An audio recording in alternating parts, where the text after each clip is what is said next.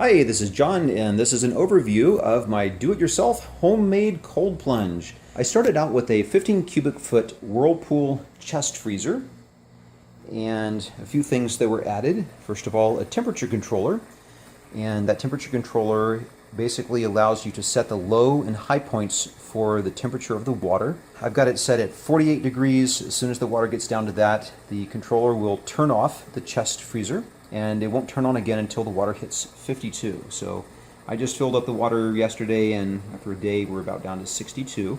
So by tomorrow it should be ready for a nice good 48 degree cold plunge. I did put a bit of piping insulation on the cables here because the side of the chest freezer actually gets very hot. I also put a magnetic clip holder here. The sensor for the temperature controller, is only waterproof down to so far on the cable, so this just prevents the cable from having moisture coming into it. Keeping the water clean is also an issue, so I decided after doing some research that the most basic, simple filter I could have was one built for an aquarium. I got an Eheim aquarium filter, and I've got the pipes connected to PVC pipe.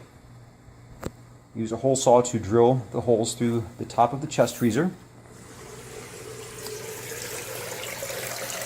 And those go down to the bottom and also connect to the tubing in here.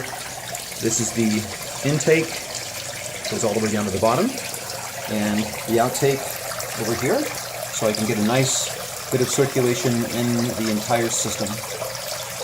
The only thing now that I have yet to receive, which I should be getting in the mail tomorrow, is the enzyme that will go into the water itself to keep the water sanitized, and that will be much simpler than having to use a chlorine-based system.